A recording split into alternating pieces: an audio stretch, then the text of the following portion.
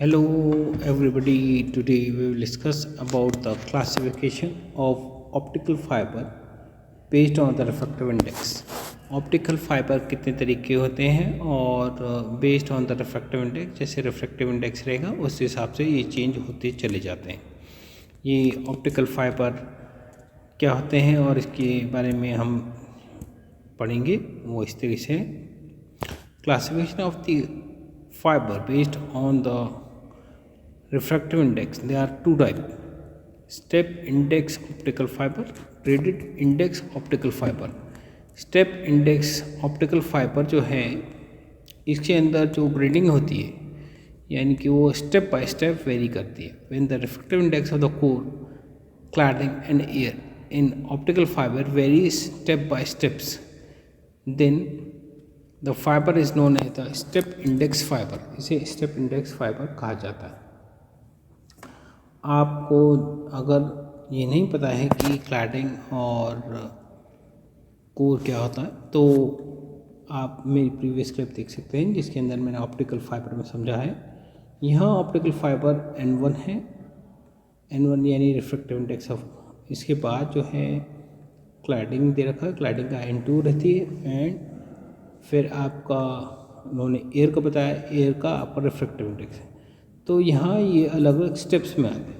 ये डायग्राम मैंने इसलिए दिखाया है कि आप इसे सही से समझें। तो आप ये कह सकते हैं कि refractive index of the core cladding या एयर जो है और air in optical fibre varies step by steps.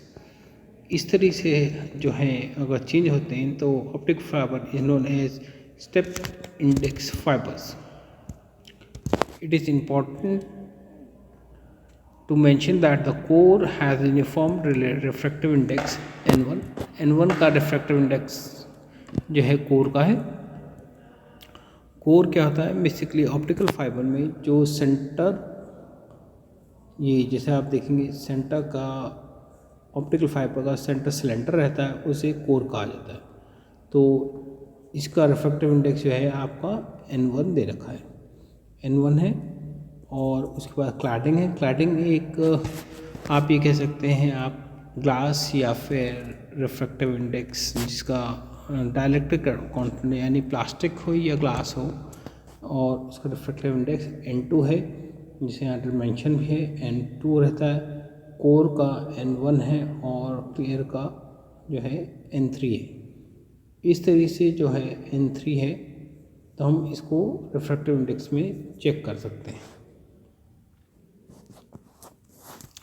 It is important to mention here that the core has the refractive index N1 and the cladding has also uniform refractive index N2। उसकी N2 रहती है और N1 के obviously N2 से ज़्यादा रहती है, N2 से ज़्यादा refractive index रहेगा। Based on the refractive index and the number of modes in the steps index, fibre can be further classified into two types. ये दो टाइप में आ जाते हैं: step index single mode, step index multi mode fibre. ये दो part में आते हैं। अब एक तो सिंगल वाला है, ये ध्यान रखना है हमने, एक सिंगल वाला है और एक जो है मल्टी यानी कई सारे, जिसमें क्लैडिंग की कई जो है पढ़ते रहेंगे, यानी कि they are number of claddings are there: primary cladding, secondary cladding, tertiary cladding and so on. Step index single mode fiber, अब हमें इसे डिटेल में पढ़ रहे हैं एक बाय एक। Step index single mode fibre core of 5 to 10 micrometre बड़ा होता है इसका diameter and the external diameter of the cladding is 50 to 125 micrometre. The core has uniform refractive index higher than the value of the uniform refractive index of the cladding। cladding में सबसे ज़्यादा जो है optical fibre में सबसे ज़्यादा refractive index जो है कोर का रहता है, फिर क्लैडिंग का और एयर का सबसे कम। Refractive index of profile and the light propagate in step index single mode fibre is shown in figure. ये दिखाई रहा है आपको, जैसे लाइट जैसे प्रोपोगेट करेगी इस कोर के अंदर से ऐसे प्रोपोगेट करती चली जाएगी। Principle of the refractive index and principle of the optical fibre, ये भी मैं क्लिप बना चुका हूँ, आप उसमें देख सकते हैं। और क्लैडिंग, और ये इसके जो है क्लैडिंग का, यानी क्लैडिंग का कितना है या फिर एयर का कितना होगा रिफ्रैक्टिव इंडेक्स, ये भी इसमें ऐसे तरीके से दिखाया गया है। जो ट्रेवल करेगी लाइट वो किस तरीके से रहेगी, एक इसमें टकराने के बाद टकरा कर ये टोटल इंटरनल रिफ्रैक्शन पे बेस्ड होती है। ये भी मैं प्रिंसिपल ऑप्टिकल फाइबर में समझा चुका हूँ, उसमें आप देख सकते हैं, समझ सकते हैं। के बाद आप देखेंगे कि step index multi mode fibre, step index multi mode fibre, the core has much larger diameter, therefore more number of modes of propagation of light can be possible। यानी यहाँ पर जो मोड्स होते हैं, यानी अगर आप देखें यहाँ पे सिंगल है और पतला है, आराम से एक में जा रहा है, मगर उसमें मोड कई सारे रहते हैं और वो मूव करता है। और आप देखेंगे कि जो डायमीटर है वो बड़ा है और अलग अलग एंगल से रे टकरा के जा रही है, तो कोर बड़ा होता है, कोर का डायमीटर बड़ा होता है, इसलिए अलग अलग एंगल से आराम से प्रिंसिपल ऑफ टोटल इंटरफेक्शन से पास करती है। ठीक है। Typical index multi mode fibre core of 50 to 200 micrometre होता है and external diameter of the cladding is 125 to 300 micrometre बड़ा होता है। It is the core material with the uniform refractive index and the cladding of a lesser refractive index than that of the core.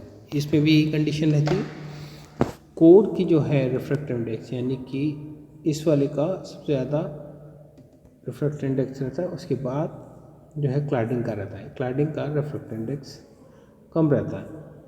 यानी core का अगर N1 है, N1 is greater than N2, यानी N2 अगर आपका refractive index होता single cladding या फिर सेकेंडरी क्लैडिंग या टर्शियरी क्लैडिंग होगी तब उसकी बात। एडवांटेजेस क्या हैं, it is easy to manufacture, आराम से बनता है, चीपर देन द अदर, जो सिंगल मोड रिफ्रैक्टिव इंडेक्स है उससे चीपर रहता है। Larger N A means numerical aperture, numerical aperture अगर नहीं मालूम है आपको तो आप मेरी प्रीवियस क्लिप देखें। Numerical aperture is equal to root N1 square minus N2 square, N2 square. तो N2 जो है आपका, यानी कि आप ये कह सकते हैं N1 N2 रिफ्रैक्टिव इंडेक्स है, N1 माइनस N2 स्क्वायर दोनों का है। तो ये आपको न्यूमेरिकल अपर्चर रहता है। Numerical aperture is the quality of the material, कितना उसमें ऑप्टिकल सिग्नल या फिर डेटा ट्रांसफ़र कर सकते हैं, उसे जो है हम न्यूमेरिकल अपर्चर कहते हैं। They have a longer life time than the laser diode, और लेज़र डायोड से ज़्यादा इनकी ड्यूरेबिलिटी रहती है, काफ़ी दिन तक काम करते हैं। डिसएडवांटेज, इसकी बैंडविड्थ कम होती है, भाई बहुत ज़्यादा डेटा जो है नहीं जा सकता, हाई डिस्पर्शन, लॉसेस भी काफ़ी रहते हैं, सिंगल मोड ऑप्टिकल फाइबर से ज़्यादा रहते हैं। Smuggling of the signal pulse, जो सिग्नल पल्स हैं वो भी डिक्रीज होती चली जाती है। Now graded index optical fibre, graded index optical fibre, the core has the non uniform refractive index that gradually decrease from the center towards the core cladding interface. The fiber is called the graded index fiber। देखिए जैसे आप पहले वाले clip में देखें, इसमें जो है रिफ्रैक्टिव इंडेक्स जो है जैसे चेंज हो रहा था एकदम से स्टेप्स में, इसमें ग्रेजुअली आहिस्ता आहिस्ता चेंज होती चले जाएगा और कम होता चलेगा। तो ऐसे में अगर चेंज होता है तो उसे क्या कहा जाता है, और स्टेप्स में ना होकर के ग्रेजुअली आहिस्ता आहिस्ता, स्टेप्स मतलब होता है एकदम से, और आहिस्ता आहिस्ता हो रहा है तो आपका ग्रेडेड इंडेक्स फाइबर हम कहते हैं। The cladding has uniform refractive index, refractive index of the cladding की सेम ही रहता है। The core and cladding diameter are about 50 micrometre and 70 micrometre respectively. In case of multi-mode fiber, the light propagates through it in the form of skew lights, skew rays और helical. Skew rays जो हैं आप जैसे देखेंगे ऐसे skew raise में जा रही, जैसे दिखा रखा है स्क्यू रेज में ऐसे ऐसे हो जाएंगी, इसमें ज़्यादा जाएंगी लाइट। या फिर हेलिकल, हेलिकल आप ऐसे कह सकते हैं ऐसे सब कॉलम में घूमते घूमते, तो हेलिकल जाएगी या फिर स्क्यू में जाएगी। इसमें आप देखेंगे the core and the cladding diameter is about 50 to 70 micrometer respectively. In the case of multi-mode fiber, the rays propagate in the form of skew rays or helical rays. They do not cross the optical axis at any time and propagate through the fibers axis in the helical or spiral manner. और ये spiral manner या फिर helical manner में ही move करती हैं और cross नहीं करती। Refractive index profile and the light ray propagate in the graded index fibre green fibre as shown in the figure. ये फिगर में दिखाई रहा है आपको, ये क्लैडिंग का है। और रिफ्रैक्टिव इंडेक्स प्रोफाइल ये आपको दूसरे डायग्राम यानी इसमें दिखाया जा रहा है, ये कोर है, कोर क्लैडिंग है। मूवमेंट जो है इसका आप देख सकते हैं, डेटा सिग्नल का हेलिकल या फिर स्क्यू फॉर्म में मूव करता है, वन पाथ से दूसरे पाथ तक जाएगा तो इस तरह से मूव करता है। It is obvious that the ray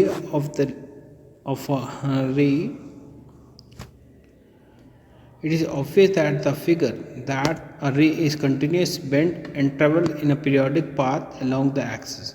आप देख ही रहे हैं कि बेंड भी कर रही है और मूव कर रही है एक पार्ट से दूसरी पार्ट में, यानी बेंड भी हो गई फिर मूव करेगी, बेंड करेगी फिर मूव करेगी, इस तरह से मूव आगे होती चली जाती है। And periodic path along the axis, the ray enters at the different angle, follows the different path with the same periods or both in a space time. Thus they are periodic self focused of the rays। और इसमें self focus रहता है एक से। इसके advantages क्या हैं? Advantages आपका डिस्पर्शन इज लो, यानी लॉस बहुत कम रहता है, बैंडविड्थ का ज़्यादा रहती है than that of a step index multi mode fibres, easy to coupled with the optical source. Optical source से आराम से कपल हो जाता है और आराम से सिग्नल चला जाता है। इसमें डिसएडवांटेज क्या है? It is very expensive, it is difficult to manufacture, और ये इसके डिसएडवांटेज हैं। और आज के लिए हम इतना ही पढ़ेंगे। Kindly subscribe and share my channel. आप सब्सक्राइब करेंगे तो आपको मेरी वीडियोस के अपडेट्स मिलते रहेंगे और दिन पे दिन आपको फिज़िक्स इम्प्रूव होता चलेगा। शेयर करने से दूसरे का भी भला होगा और आपका भी भला होगा, तो काइंडली शेयर भी करें और लाइक भी करें। आज के लिए इतना ही, थैंक यू।